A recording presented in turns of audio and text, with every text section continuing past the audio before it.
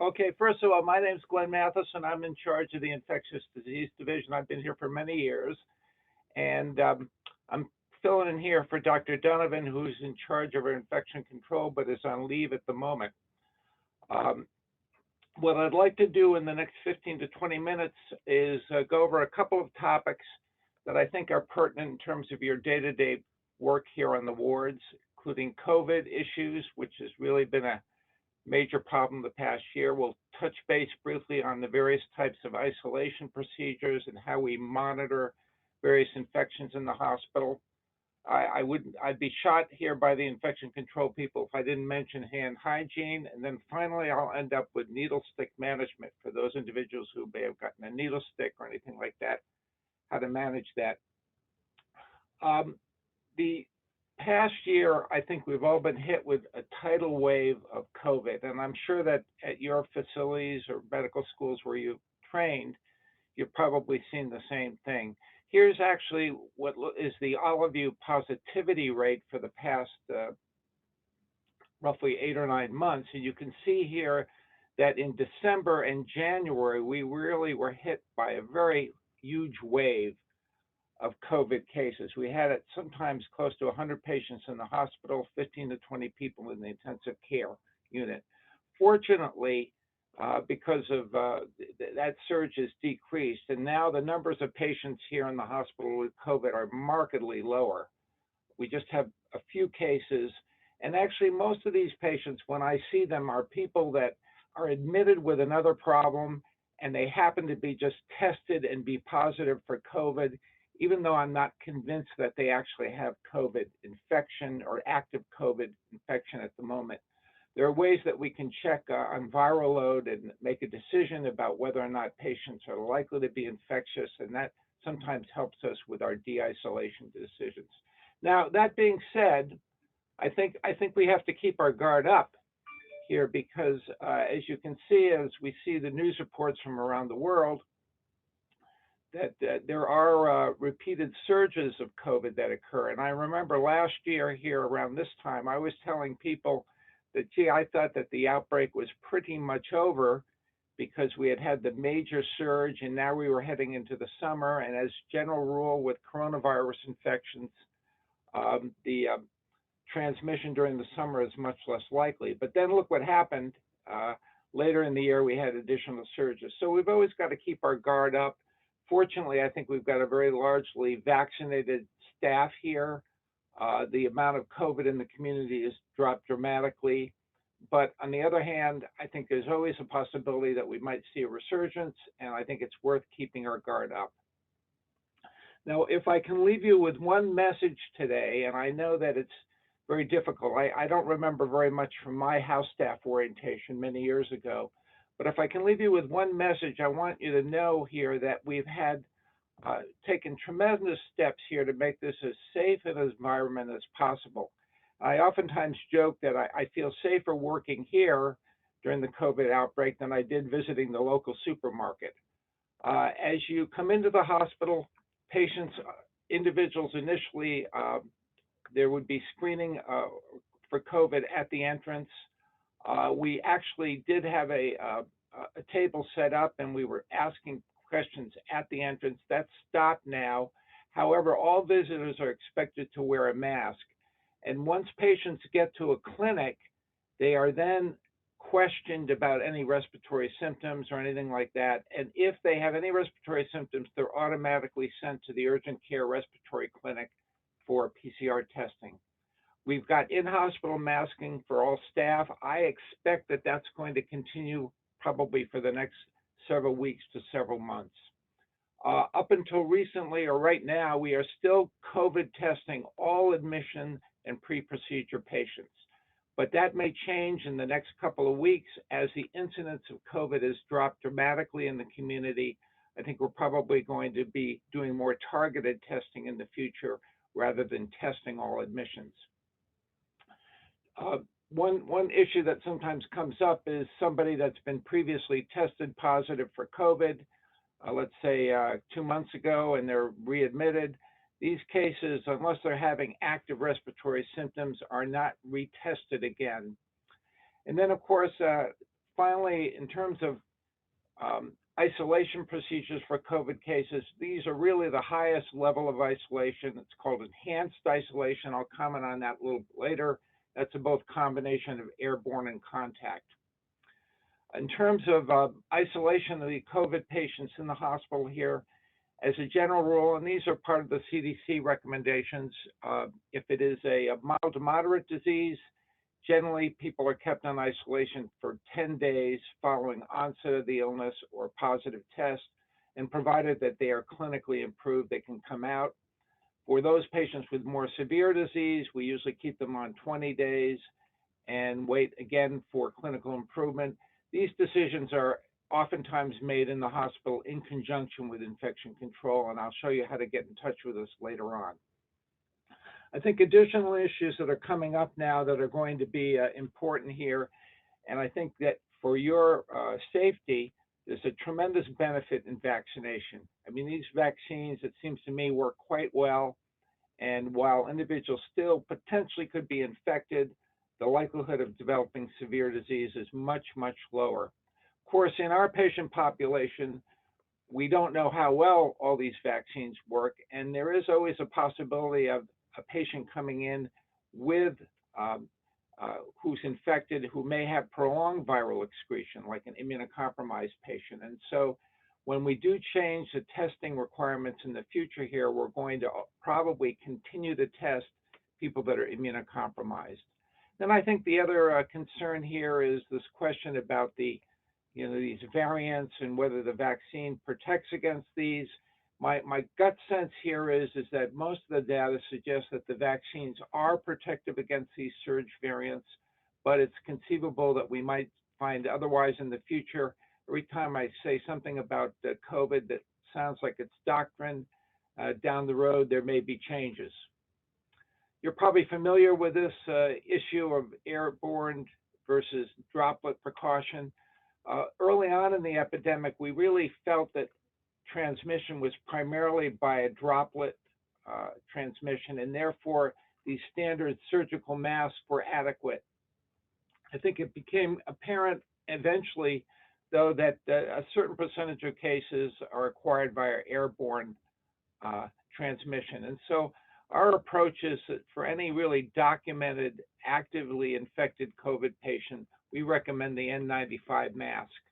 These powerful air purifying respirators, these PAPRs, which is kind of the highest level, I actually used this on the first patient that we had here at Allevue, and this individual actually was the first case of COVID in Los Angeles, was cared for at an outside hospital and then transferred here.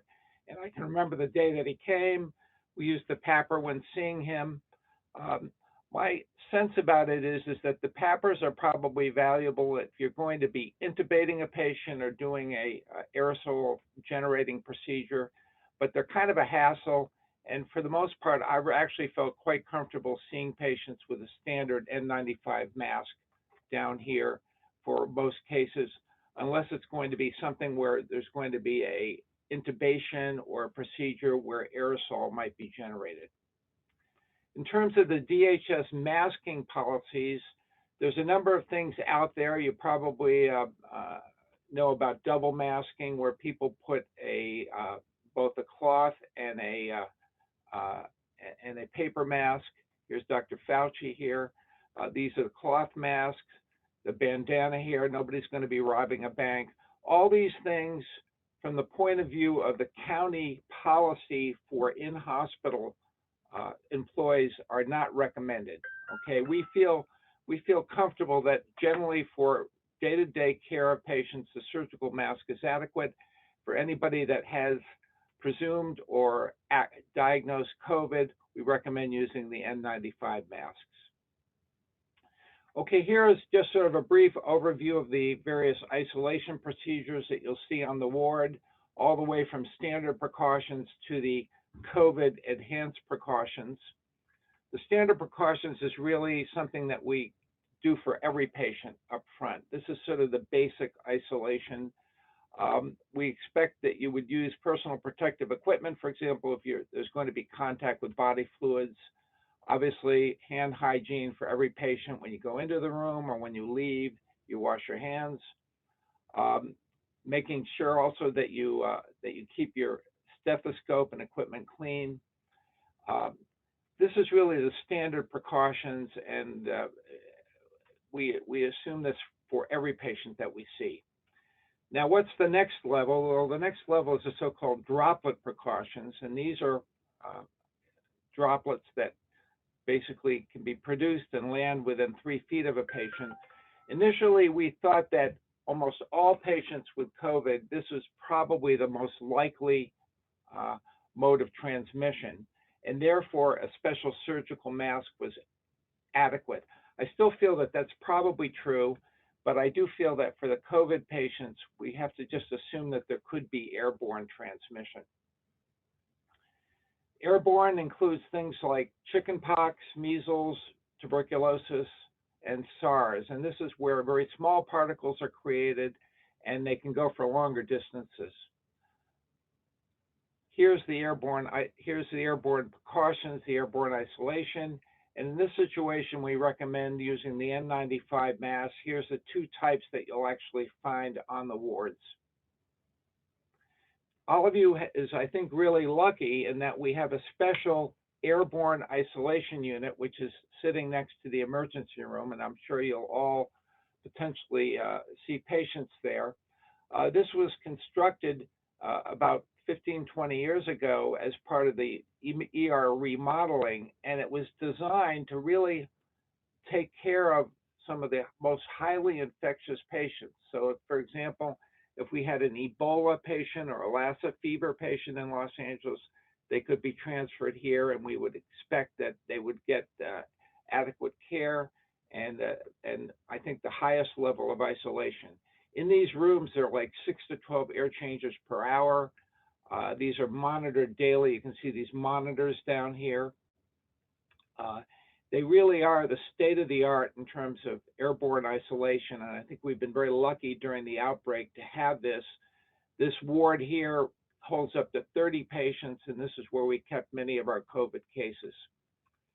Prior to the COVID outbreak, we had our ward was a tuberculosis ward,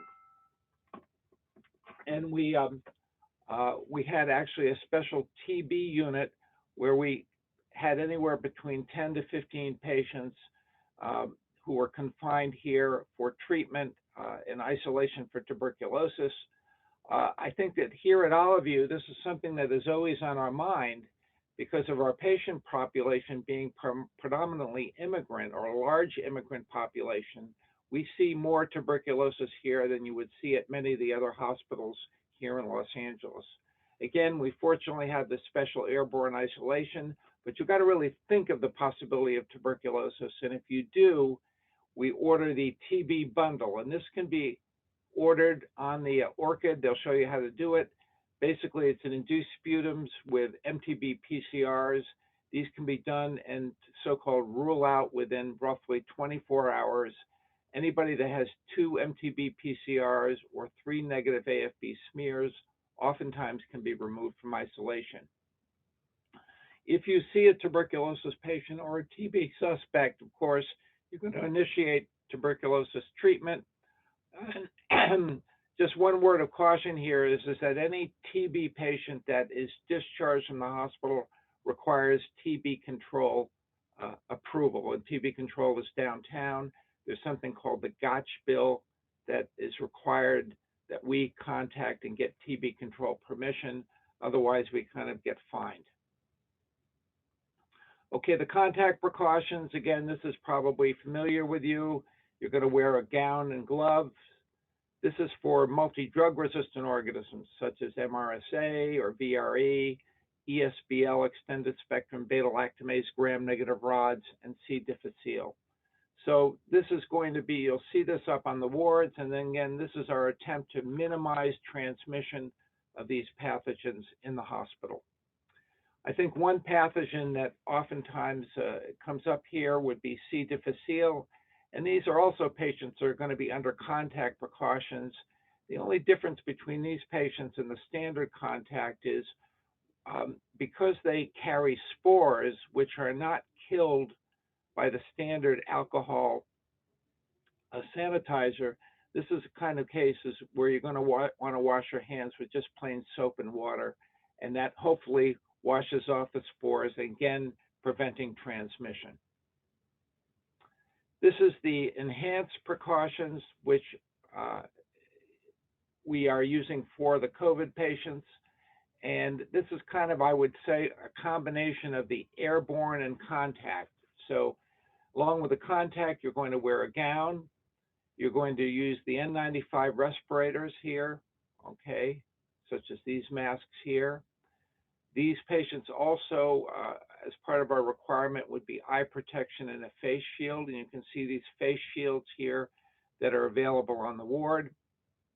I think that some rare cases suggest that possibly COVID could be transmitted via the eye, and so the face shield and the goggles are important there, and of course gloves.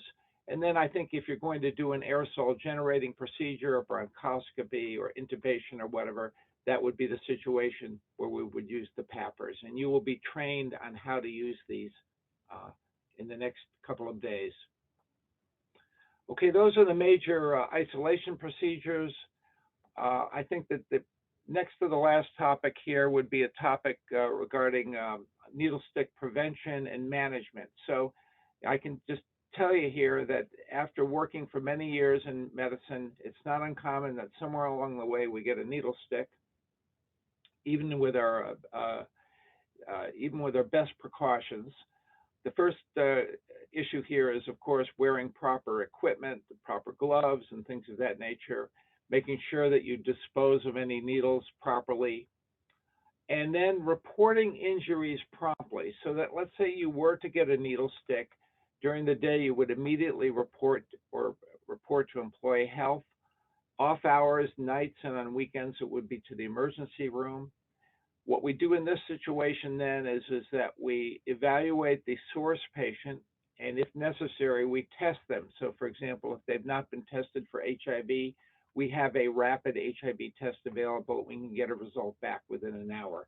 If it happens to be an HIV positive patient, then the individual, as soon as possible, will go on some kind of antiviral prophylaxis.